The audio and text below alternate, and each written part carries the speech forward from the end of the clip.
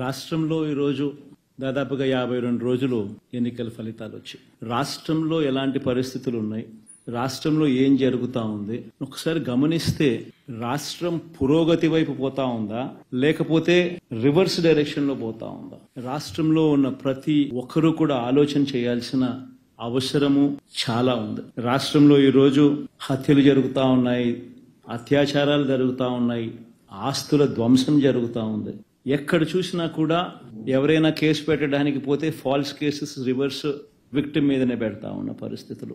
ప్రశ్నించడానికి ఏ స్వరం కూడా ఉండకూడదు, బయటికి అడుగు పెట్టకూడదు అన్న దృక్పథంతో ఈరోజు అణిచివేసే ధోరణితో ఈరోజు ప్రభుత్వం పరిపాలన కొనసాగిస్తూ ఉంది. నిజంగా చూస్తే చాలా బాధ కలిగించే విషయాలు ఇవన్నీ కూడా.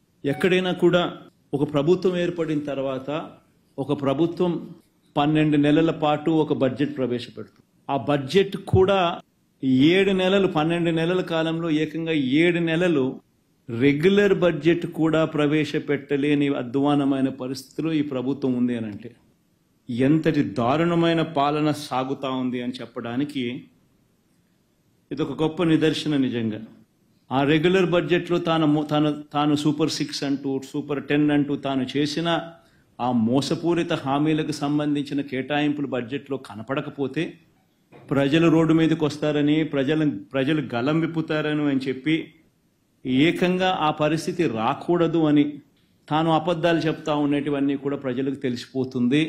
చంద్రబాబు నాయుడు గారు దాటవేస్తా ఉన్నది. పథకాలకు సంబంధించి, మేనిఫెస్టోకు సంబంధించి ఆయన ఇచ్చిన హామీలు ఏమిటి, ఆ హామీల మేరకు ప్రజలందరూ ఎదురు చూస్తూ ఉంటారు. ఆ పథకాలన్నీ అందులో ఉన్నాయా, ఆ పథకాల డబ్బులు మాకు వస్తాయి అని చెప్పి ఎదురు చూస్తాం. అవన్నీ కూడా మోసపూరిత హామీలని ప్రజలకు తెలిసిపోతాయి అని రెగ్యులర్ బడ్జెట్ కూడా కనీసం పెట్టకుండా దాటవేస్తా ఉన్న ధోరణి. కానీ వాస్తవం చెప్పాలంటే అక్కడ 14 లక్షల కోట్లు ఉందా అసలు? ఫస్ట్ అప్పు లేనిది ఉన్నట్టుగా తను ఎట చెప్పగలుగుతాడు? ఇప్పుడు ముఖ్యమంత్రి అయిన తర్వాత బడ్జెట్ డాక్యుమెంట్స్లో ఇవన్నీ చూపించక తప్పదు. కాబట్టి చూపించలేని పరిస్థితి వచ్చేసరికి చంద్రబాబు నాయుడు గారు పడరాని పాటలనే పడతా ఉన్నాడు. ఒకసారి అప్పులు ఎంతున్నాయని చెప్పి గమనిస్తే 14 లక్షలు కాదు, 10 లక్షల కోట్లు కాదు, వాస్తవ అప్పులు ఎంతున్నాయని చెప్పి చూస్తే గవర్నమెంట్ డెట్ 5,18,000 కోట్ల రూపాయలు. ప్రజలకు చెప్పిన ప్రతి పథకము కూడా, మేనిఫెస్టోలో చెప్పిన ప్రతి హామీని కూడా మొట్టమొదటిసారిగా ఏ నెలలో ఏ పథకం ఇస్తాము అని చెప్పి క్యాలెండర్ ఇచ్చి క్రమం తప్పకుండా 2,71,000 కోట్ల రూపాయలు డీబీటీ ద్వారా ప్రతి అర్హుడికి కులం చూడకుండా, మతం చూడకుండా, రాజకీయాలు చూడకుండా, పార్టీలు చూడకుండా, మరొకసారి చెప్తాను, పార్టీలు చూడకుండా డోర్ డెలివరీ చేశాం. మాకు ఓటు వేయని వారికి కూడా ఇంటికి వెళ్ళి తలుపు తట్టి మరి డోర్ డెలివరీ చేశాం. ఏ నెల ఏ పథకం ఇస్తున్నామో ముందే చెప్పి బటన్ నొక్కి మరి చంద్రబాబు నాయుడు ఏం చేస్తా ఉన్నాడు? ఆయన చేసేది ధర్మమేనా? వైఎస్ఆర్సీపీ అధికారంలో ఉన్నప్పుడు, మా పార్టీ అధికారంలో ఉన్నప్పుడు ప్రతి మహిళకు రక్షణగా దిశ యాప్ ఫోన్లోనే ఉండేది. 1,40,00,000 మంది మహిళలు డౌన్లోడ్ చేసుకున్నారు. ఏ ఒక్కరికైనా ప్రమాదంలో వాళ్ళు ఉన్నట్టుగా అనిపిస్తే ఊరికి 5 సార్లు ఫోన్ షేక్ చేసిన లేకపోతే SOS బటన్ నొక్కితే చాలు వెంటనే వాళ్ళకి ఫోన్ వస్తుంది ఏమైందమ్మా అని. వాళ్ళు కన్నా ఫోన్ ఎత్తకపోతే 10 నిమిషాల్లోనే పోలీసు సోదరుడు వచ్చి ఆ అక్క చెల్లెమ్మను సమక్షంలో నిలబడి ఏమైందక్క అని చెప్పి అడిగే పరిస్థితి. ప్రతి గ్రామంలోనూ మహిళా పోలీస్ వైఎస్ఆర్సీపీ హయాంలో. ఈరోజు లాలెస్నెస్ అనేది ఏ స్థాయిలోకి వెళ్ళిపోయింది అని అంటే మహిళల గురించి పట్టించుకునే పరిస్థితి లేదు. దిశ యాప్ ఎలా పనిచేస్తూ ఉంది అని అంటే అది జగన్కి ఎక్కడ క్రెడిట్ వస్తుందో, దిశ యాప్ బాగా పనిచేస్తే అని చెప్పి దాన్ని పట్టించుకునే పరిస్థితి ఉండదు. రాష్ట్ర వ్యాప్తంగా ఈ హోర్డింగ్ను పెడితే ఏం మెసేజ్ పంపిస్తూ ఉన్నాం మనం పోలీసులకు? నా లెవెల్లో మొదలు పెడుతున్నాము, మేము హత్యలు చేస్తాము, అత్యాచారాలు చేస్తాము, ఆస్తులు ధ్వంసం చేస్తాము, గొడవలు చేస్తాము, పోలీసులు ప్రేక్షక పాత్ర వహించాల్సిందే అని చెప్పినట్టు కాదా? ఎవరైనా కంప్లైంట్ చేస్తే కేసులు పెడితే మీ తోలు తీస్తా అని చెప్పి పోలీసులు చెప్పినట్టు కదా? రాష్ట్రంలో ఏ ఒక్కరూ కూడా రోడ్డు మీదకి రాకూడదు. రాష్ట్రంలో చంద్రబాబు నాయుడు ఇస్తానన్న మాటలు, చేస్తానన్న ప్రామిసెస్, చేస్తానన్న మేనిఫెస్టో హామీలను ఎవరు ప్రశ్నించకూడదు, రోడ్డు ఎక్కకూడదు, అడగకూడదు. ఒకవేళ రోడ్డు ఎక్కి అడిగితే వాళ్ళకి ఏం జరుగుతుంది అని చెప్పి వాళ్ళల్లో భయం కల్పించడం కోసం చేస్తూ ఉన్నాం. ఈరోజు వీళ్ళు అనుకుంటా ఉన్నారేమో వీళ్ళు తాత్కాలికంగా మేమేదో గొప్ప కార్యక్రమాలు చేసుకుంటా ఉన్నాము, భయం కల్పించినాము, ఎవడు అడిగేవాడు ఉండడు అని చెప్పి అనుకుంటున్నారేమో. కానీ నేను చెప్తా ఉన్నా, ఇప్పటికే చర్చ మొదలైంది. ఇదే చంద్రబాబు నాయుడు గారికి చెప్తా ఉన్నా ఇదే సందర్భంగా, ఇప్పటికే చర్చ మొదలైంది. ఇప్పటికే ప్రతి అక్క చెల్లెమ్మ కూడా అడుగుతా ఉంది, జగనే గన ఉండి ఉంటే ఈ పాటికే మాకు అమ్మఒడి డబ్బులు పడి ఉండేటివి అని. ప్రతి సంవత్సరం క్రమం తప్పకుండా జూన్ వచ్చేసరికి అమ్మఒడి ఇచ్చే పరిస్థితి.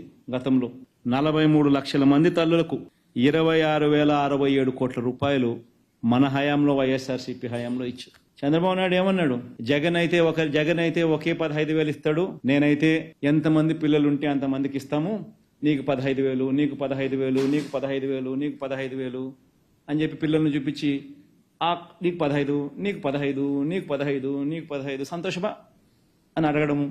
వాళ్ళ అమ్మని చూపించి నీకు 18,000, వాళ్ళ ఇంట్లో ఎవరన్నా ఇంకా ఆడవాళ్ళు పక్కన ఉంటే నీకు 18,000. మీ ఎలక్షన్ క్యాంపెయిన్ అంతా మీరు ఇట్టే చేశారు. ఈరోజు ఆ తల్లులందరూ అడుగుతా ఉన్నారు, జగన్ ఉండింటే కనీసం మాకు 15,000 అన్నా వచ్చేది. జగన్ లేకపోయేసరికి ఉన్న 15,000 పోయింది, ఇస్తా ఉన్న 15,000 పోయింది. అమ్మఒడి అని పేరు మార్చి దానికి తల్లికి వందనం అని చెప్పి పేరు పెట్టారు. తల్లికి వందనం అని పేరు పెట్టినారు, ఆ తల్లికి శతకోపం పెడతా ఉన్నారు. జగనే ఉంటే ఈ పాటికి వచ్చి ఉండేదని ప్రతి తల్లి మాట్లాడుతూ ఉంది. ఈరోజు రైతన్నలందరూ కూడా ఇప్పటికే మాట్లాడుకుంటా ఉన్నారు, జగనే ఉంటే అని. జగనే ఉంటే ఖరీఫ్ మొదలయ్యే నాటికి జూన్ మాసంలో క్రమం తప్పకుండా రైతు భరోసా డబ్బు జగనే ఉంటే బటన్ నొక్కుండేవాడు, జగనే ఉంటే వచ్చి ఉండేది పాటికి. ఈయనేమన్నాడు, జగన్ ఉంటే మీకు 13,500, నేను 20,000 ఇస్తా అన్నాడు. నువ్వు 20,000 ఇస్తావని చెప్పి ఎదురు చూస్తా ఉన్నారు. 20,000 కదా దేవుడు ఎరుగు, ఉన్న 13,500 పోయింది అని ప్రతి రైతన్న ఈ రోజు బాధపడతా ఉన్నాడు.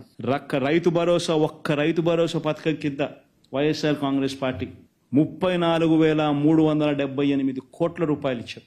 ఒక్క రైతు భరోసా పథకం మీదనే ప్రతి రైతన్న మాట్లాడుతూ ఉన్నాడు, జగనే ఉంటే ఈ జూన్ వ్యవసాయం మొదలయ్యే టయానికి మా ఇన్సూరెన్స్ డబ్బులు మాకు వచ్చేసిండు అని.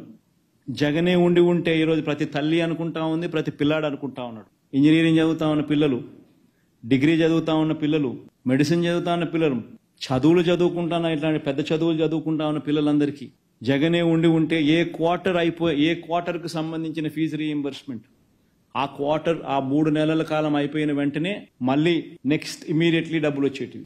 జగనే ఉంటే క్రమం తప్పకుండా ఏ క్వార్టర్ ఫీజు రీయింబర్స్మెంట్ ఆ క్వార్టర్ అయిపోయిన వెంటనే జగన్ ఇచ్చేవాడు.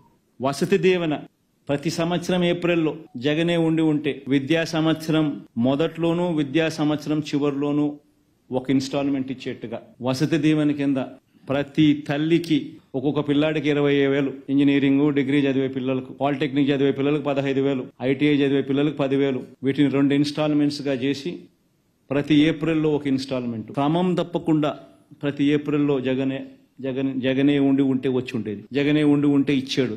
ప్రతి పిల్లాడు ఈ రోజు అడుగుతా ఉన్నాడు, ప్రతి తల్లి అడుగుతా ఉంది. ఒక్క విద్యా దీవెన వసతి దీవెన రూపేణ వైఎస్ఆర్సీపీ ప్రభుత్వం 18,000 కోట్ల రూపాయలు ఇచ్చింది.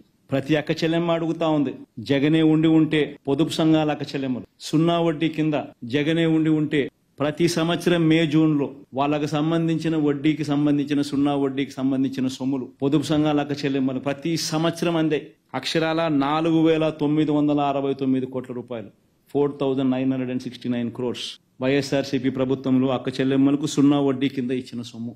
జగనే ఉంటే ఈ పాటికి డబ్బులు వచ్చి ఉండేటివి అని చెప్పి ప్రతి అక్క చెల్లెమ్మ అడుగుతా ఉంది. సూపర్ 6 అన్నారు, ప్రతి మహిళకు 18 సంవత్సరాల నుంచి 59 సంవత్సరాల దాకా ఉండే ప్రతి మహిళకు 1,500 అన్నారు. అంటే సంవత్సరానికి 18,000. ఎంతమంది ఉండాలో తెలీదా? ఓటర్ లిస్ట్ మొన్ననే పబ్లిష్ అయింది. ఓటర్ లిస్ట్ పబ్లిష్ అయినాకనే మీరు ఓటింగ్ పోయినారు. 4,12,00,000 మంది ఓటర్లు ఉన్నారని చెప్పి, అందులో 2,10,00,000 మంది మహిళా ఓటర్లు అని చెప్పి పెద్ద పెద్ద అక్షరాలతో కూడా రాసినారు. మళ్ళీ 1,80,00,000 మంది మహిళలు మాకు 1,500 ఎప్పుడు ఇస్తావయ్యా నాయన, మాకు ఇప్పటికే 2 నెలలు అయిపోయింది, నెల 1,500 ఇస్తానన్నావు, ఇప్పటికే 2 నెలలు అయిపోయింది అని చెప్పి మా అక్క చెల్లెమ్మలు అడుగుతా ఉన్నారు. ఏమైంది? ప్రతి నిరుద్యోగికి 3,000 అన్నావు. 1,60,00,000 ఇల్లులు ఉన్నాయి రాష్ట్రంలో. ఆ ఇళ్లలో నుంచి ప్రతి నిరుద్యోగి అడుగుతాన్నాడు, నా 3,000 ఎప్పుడు ఇస్తున్నామని. బడ్జెట్ లేదు, కేటాయింపులు లేదు, ఇచ్చేది లేదు. చివరికి మత్స్యకార భరోసా, అది ఎప్పుడు అసలు మత్స్యకార భరోసా అనే పథకం ఏంది? జగనే ఉంటే 10,000 రూపాయలు ఆ ఏప్రిల్ 15 నుంచి జూన్ 15 లోపు ప్రతి సంవత్సరం క్రమం తప్పకుండా జగన్ ఇచ్చాడు. నువ్వు 20,000 ఇస్తానన్నావు, జగన్ 10 కాదు నేను 20 ఇస్తానన్నావు. జూన్ 15 దాటిపోయి నెల అయిపోయింది. నెలన్నర అయిపోయింది. ఆ డబ్బు వాళ్ళకు ఇవ్వాల. ఇవన్నీ అంశాలను ప్రశ్నించడానికి ప్రజలు సన్నద్ధం అవుతారని భయపడి, రోడ్డెక్కుతారని భయపడి, ఈరోజు వైట్ పేపర్ల పేరుతో రోజుకొక వైట్ పేపర్ అంటావు, రోజుకొక అబద్ధం ప్రచారం చేస్తా ఉన్నావు, రోజుకొక టాపిక్ డైవర్షన్. ఏ రకంగా కరెక్ట్? ఇది న్యాయమా మనం చేస్తా ఉండేది? ఇంకోటి వైట్ పేపర్ అన్నాడు, ఇంకో రోజు టాపిక్ డైవర్ట్ చేసేందుకు ఇంకోటి ఇసుకే అన్నాడు. సరే, ఇసుకకి సంబంధించి కేంద్ర ప్రభుత్వ సంస్థ ఆధ్వర్యంలో టెండర్లకు పోయాం. రాష్ట్ర ప్రభుత్వం పిలిచిన టెండర్లు ట్రాన్స్పరెన్సీ హైయెస్ట్ ఆర్డర్లో పెట్టడం కోసం కేంద్ర ప్రభుత్వ సంస్థ ఆధ్వర్యంలో టెండర్లకు పోయాం. ఆ టెండర్లలో వీళ్ళందరూ పార్టిసిపేట్ చేసి ఉండొచ్చు. అదేం అందరికీ తెలిసేటట్టుగానే టెండర్లు జరిగినాయి.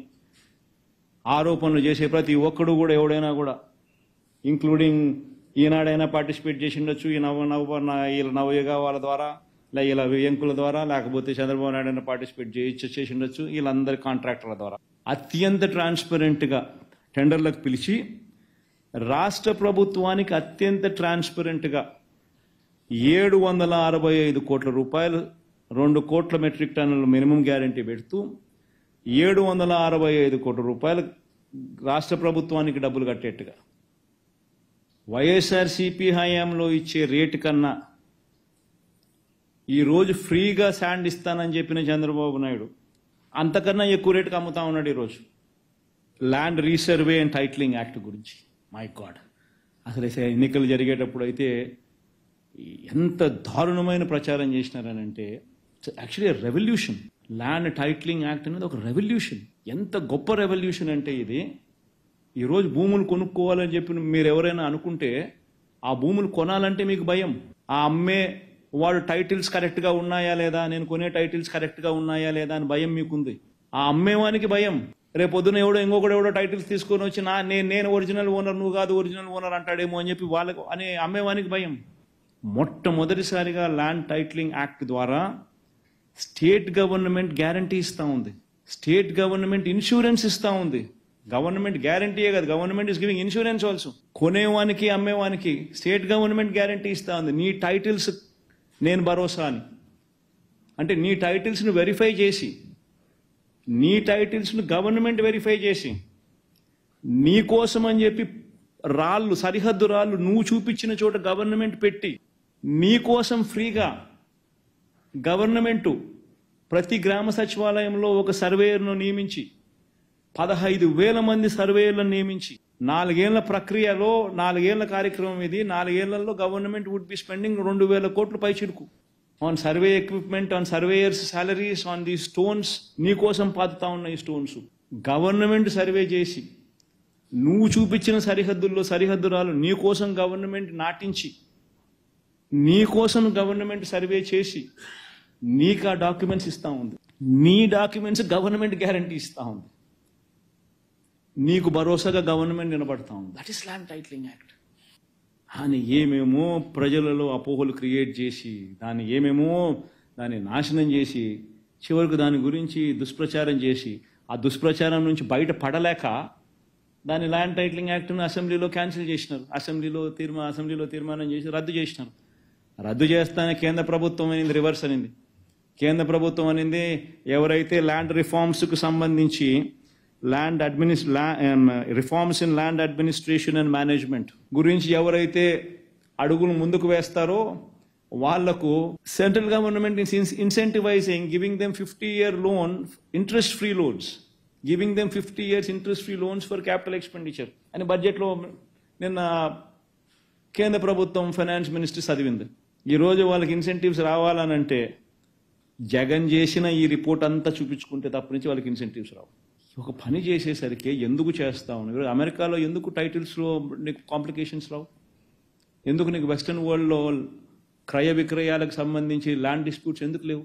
ఎందుకనంటే టెక్నాలజీ ద్వారా నువ్వు సర్వేలు 15,000 మంది సర్వేలను ఉపయోగించి, రోవర్లు కొని, ప్రతి గ్రామ సచివాలయంలో ఇవన్నీ పెట్టి, నువ్వు ఇవన్నీ సరిహద్దురాలను నాటించి, రికార్డ్స్ అన్ని అప్గ్రేడ్ చేసి, ఈ రికార్డ్స్ అన్ని అప్డేట్ చేసిన రికార్డ్స్ అన్నీ కూడా మళ్ళీ మ్యూటేషన్స్ చేసి, మ్యూటేషన్స్ పూర్తి చేసి, సబ్ డివిజన్స్ కంప్లీట్ చేసి, రికార్డ్స్ అన్ని అప్డేట్ చేసి,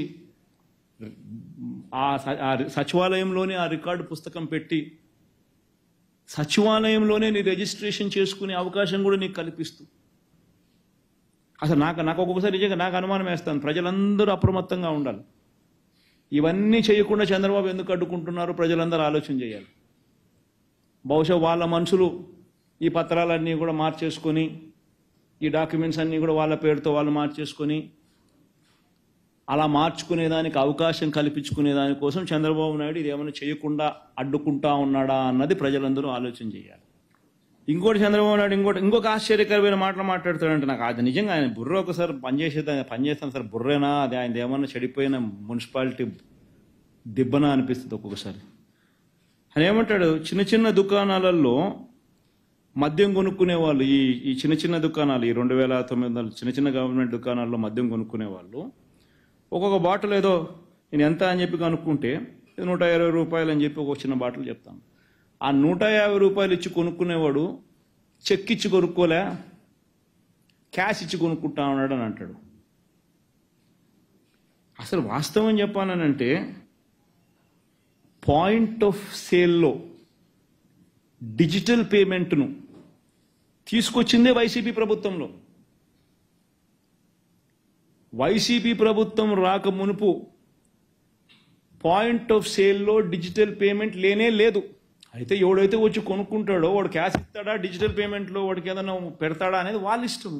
దానికి నువ్వెవడు నేనెవడు ఎట్లా మాపగలుగుతావు? ఇప్పుడు కూరగాయల షాపు లేకపోయినా నాకు కూరగాయలు తీసుకునేవాడు 100 రూపాయలు పెట్టి కూరగాయలు తీసుకునేవాడు నాకు డిజిటల్ పేమెంట్ కావాలా నాకు చెక్ వేయాలా అని చెప్పి ఎవడు అడగలుగుతాడు? ఎవడేం చేయగలుగుతాడు? వాడు క్యాష్ ఇస్తే క్యాష్ తీసుకుంటాడు, వాడు డిజిటల్ పేమెంట్ ఇస్తే డిజిటల్ పేమెంట్ తీసుకుంటాడు. ఆ షాపుల ప్రకారం జరుగుతాయి. ఈ మనిషి చంద్రబాబు నాయుడు ఆ 120 రూపాయలు క్యాష్ ఇస్తున్నాడు అని చెప్పి కూడా ఆరోపణ చేస్తాడు. బుర్రుందా ఈ మనిషికి? మన చంద్రబాబు నాయుడు 5 ఏళ్ళు తీసుకునింది ఏంది? ప్రతి కుటుంబానికి ప్రతి పథకము ఓటు ఎవరికి వేశారన్నది చూడుకోకుండా డిస్క్రిమినేషన్ లేకుండా కరప్షన్ లేకుండా డోర్ డెలివరీ చేసే కార్యక్రమం చేశారు. 75% ఉద్యోగాలు పరిశ్రమల్లో స్థానికులకు ఇచ్చేట్టుగా చట్టం చేశాం. శాశ్వత ప్రాతిపదికన ఎప్పుడూ లేని విధంగా బీసీ కమిషన్ ఏర్పాటు చేశాం. భూ యజమానుల హక్కులకు ఎలాంటి భంగము లేకుండా ఏకంగా దాదాపు 16 లక్షల మంది కౌలు రైతులకు మేలు జరిగేలా వారికి కూడా వైఎస్ఆర్ రైతు భరోసా పథకం అమలయ్యేట్టుగా చర్యలు తీసుకున్నాం. ఉచితంగా పంటల బీమా ఇచ్చాం. మొట్టమొదటిసారిగా పంట నష్టం జరిగితే ఆ సీజన్ ముగిసేలోగానే ఇచ్చే గొప్ప కార్యక్రమానికి నాంది పలకడం కూడా అప్పుడే. రైతులకు 9 గంటలు ఉచిత విద్యుత్ ఇచ్చేందుకు 1700 కోట్ల రూపాయలు ఖర్చు చేస్తే తప్ప పగటిపూట రైతులకు 9 గంటలు ఉచిత విద్యుత్ ఇచ్చే పరిస్థితి లేదు అని చెప్పి అధికారులు చెప్తే 1700 కోట్ల రూపాయలు వెంటనే రిలీజ్ చేసి ఆ కార్యక్రమానికి శ్రీకారం చుట్టాం. ఆక్వా రైతులకు ₹1.5కే యూనిట్ కరెంటు రేటు ఇచ్చే కార్యక్రమం జరిగింది మన ప్రభుత్వం వచ్చిన తర్వాతనే. 3000 కోట్లతో ధర స్థిరీకరణ నిధి తీసుకొచ్చింది మన ప్రభుత్వం వచ్చిన తర్వాతనే. చరిత్రలో ఎప్పుడూ జరగని విధంగా స్కూళ్ళు మారాయి, హాస్పిటళ్ళు మారాయి, వ్యవసాయం మారింది, గవర్నెన్స్ మారింది, డెలివరీ సిస్టమ్స్ మారాయి. మహిళలకు ఎప్పుడూ జరగని విధంగా రక్షణ సోషల్ జస్టిస్ కల్పించింది కూడా మనందరి ప్రభుత్వం వచ్చిన తర్వాతనే. గొప్ప గొప్ప విప్లవాత్మక మార్పులు మన ప్రభుత్వంలో నాంది పలుకుతాయి. 50 రోజుల్లో ఈ చంద్రబాబు నాయుడు గారు ప్రభుత్వం వచ్చిన తర్వాత ఈ 52 రోజుల్లో జరిగింది ఏమిటి అని చూస్తే, పోలవరం ఎప్పుడు కడతానంటే ఎప్పటికి అవుతుందో అంటే తెలియదు అంటాడు. ఎన్నికల్లో ట్రూ అప్ కరెంటు ఛార్జీలు తగ్గిస్తానన్నావు, ఎప్పుడు చేస్తాను అని అంటే నోరు మెదపడు. ఇసుక ఉచితం అన్నావు, ఇప్పుడు ఇంతలా ఎందుకు అమ్ముతున్నావు అని అంటే మీ ఇంటికి తెచ్చి పోస్తానని చెప్పి నేను చెప్పినానా అంటాడు. మెగా డిఎస్సి అన్నాడు, చంద్రబాబు రాకమునిపి 6100 పోస్టులకు సంబంధించి నోటిఫికేషన్ మన ప్రభుత్వం ఇచ్చాం. ఈయన ఇచ్చింది నోటిఫికేషన్ ఎంత అంటే 10,000. ఆ 10,000 కూడా ఆ 10,000 కూడా ఎప్పుడు అని అంటే సమాధానం చెప్పుడు. పోనీ ఇదేనా మెగా అంటే దానికి సమాధానం ఉండదు. వాలంటీర్లకు 10,000 ఇస్తానని చెప్పిన వ్యక్తి వాలంటీర్ వ్యవస్థనే రద్దు చేసినాడు. ఇంటింటికి రేషన్ గతంలో మనం పంపిస్తూ ఉంటే ఈయన ప్రభుత్వం వచ్చిన వెంటనే ఇంటింటికి రేషన్ ఆగిపోయింది. ఏ క్వార్టర్ ముగిసేలోగానే ఆ క్వార్టర్ ముగిసిన వెంటనే విద్యా దీవెన వసతి దీవెన కింద పూర్తి ఫీజు రీఎంబర్స్మెంట్ ఇచ్చే పరిస్థితిని పూర్తిగా రద్దు చేసినాడు. ఎప్పుడు ఇస్తాడో తెలియదు, ఇస్తాడో లేదో తెలియదు. తాను ఎన్నికల వేళ మేనిఫెస్టోలో చెప్పిన ఏ ప్రామిస్ను నెరవేర్చే కార్యక్రమం జరగడంలా. కనీసం బడ్జెట్ కూడా, పూర్తి బడ్జెట్ కూడా పెట్టని అధ్వానమైన పరిస్థితిలో రాష్ట్ర ప్రభుత్వం నడుస్తూ ఉంది. పూర్తి బడ్జెట్ ప్రవేశపెడితే తన మోసాలు బయటకు వస్తాయని చెప్పి కప్పిపుచ్చుకునే కార్యక్రమం జరుగుతూ ఉంది.